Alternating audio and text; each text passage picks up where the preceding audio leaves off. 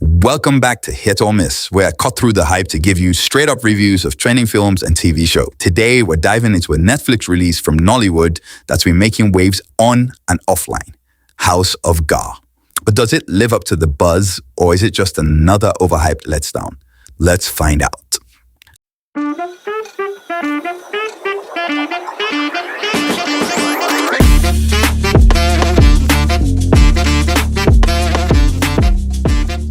House of Ga'a is marketed as an epic historical drama diving into the turbulent reign of Bashorun Ga'a in the old Oyo kingdom. Sounds exciting, right? Kings, queens, power struggles, and battles. It has all the ingredients of a great movie, but once you start watching, what starts as a promising tale of intrigue and betrayal quickly turns into a sluggish narrative that struggles to maintain momentum.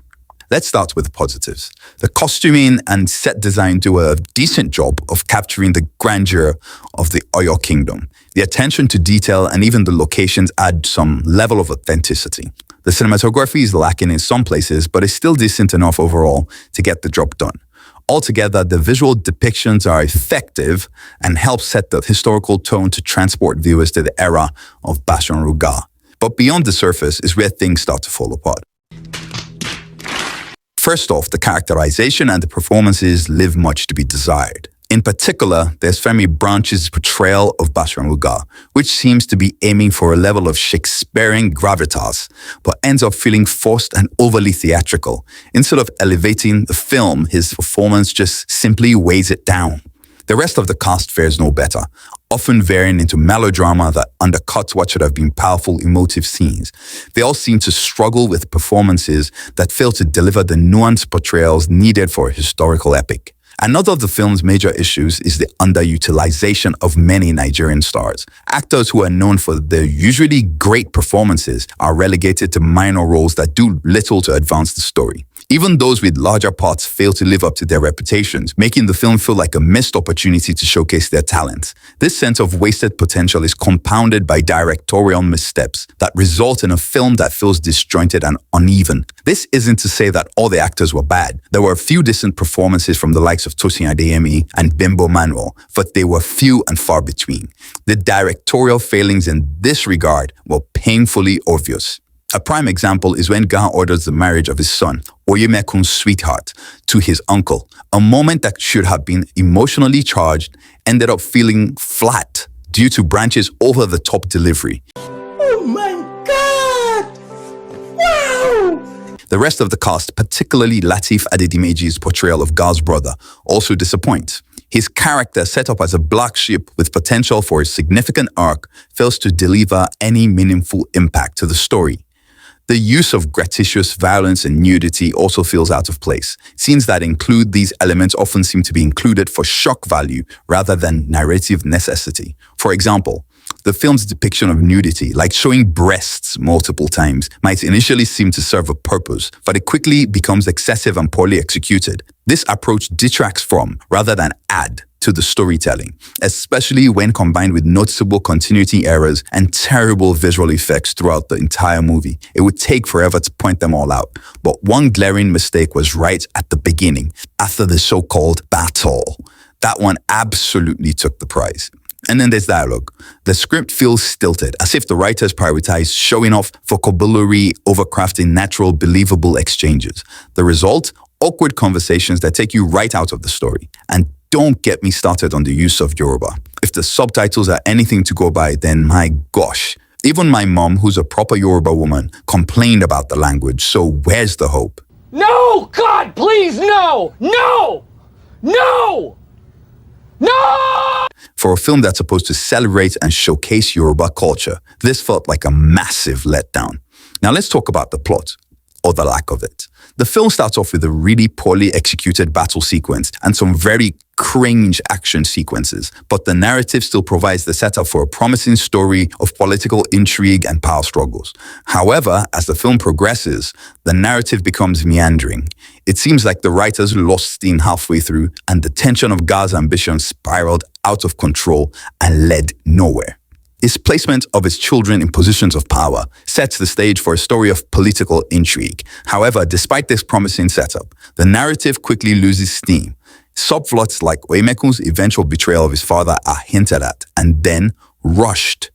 They just seem to start and then end without a clear journey and end up being poorly developed, leaving viewers wondering what the point was.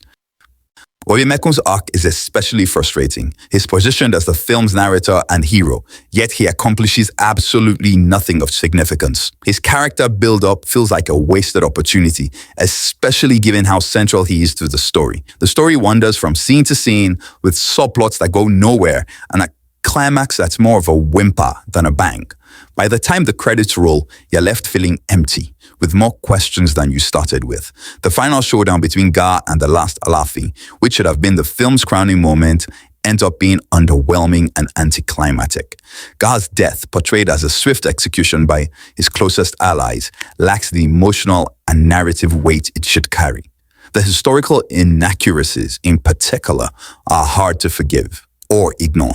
Even without being an expert, it's clear that some key details were mishandled. The filmmakers seem more concerned with creating a visually appealing movie than getting the history right. And it shows. This could have been a great opportunity to educate viewers about a significant period in Yoruba history, but instead it feels like a missed opportunity. A cursory search online will reveal enough information about the actual historical story that are more intriguing than fiction. But somehow the filmmakers kept playing fast and loose with the facts, creating a version of the story and adding fictional elements that don't quite fit. For example, the character of Zainab, Ga'a's slave and later wife, is introduced as a pivotal figure, but ends up being irrelevant to the main plot. I understand the need for adding an emotional arc to a character, but in this case, her role, much like Oyemekun's, feels like a missed opportunity to add depth and emotional complexity to the story. The political system of the Oyo Empire is also oversimplified. In one scene, Ga'a dismisses the Oyo Mesi, the council of chiefs, with a wave of his hand, as if he had uncontested power. But historical records tell us Ga'a had to navigate a complex political landscape full of factions and intrigue. The film makes it seem like he was a dictator with no opposition, which isn't accurate. And then we have the mysticism. The film depicts Ga'a consulting Ifa priests and performing rituals, including sacrificing a ram to secure the success of his plans. While this adds some dramatic flair, it's more fiction than fact. The historical accounts focus on Ga'a's political and military maneuvers, not on his spiritual struggles. Even Ga'a's downfall fell flat. The film dramatizes it as a tragic consequence of his hubris, with a swift execution by his closest allies. But according to historical records, his downfall was the result of a popular uprising where he was publicly dismembered before being decapitated. The film's tragic portrayal downplays the public's relief at his death. So what's the final verdict on House of Ga'a? If you're looking for a film that will transport you to another time and place, this isn't it. It had the potential to be a Nollywood classic, but instead, it's just another mediocre entry in the genre. So here's my final score. Premise, 2 out of 5. Storyline, 1 out of 5. Character development, 1 out of 5. Cinematography and visuals, 2 out of 5. And tone and style, 2 out of 5. Overall, I'm giving House of Ga'a 1.5 out of 5 reels.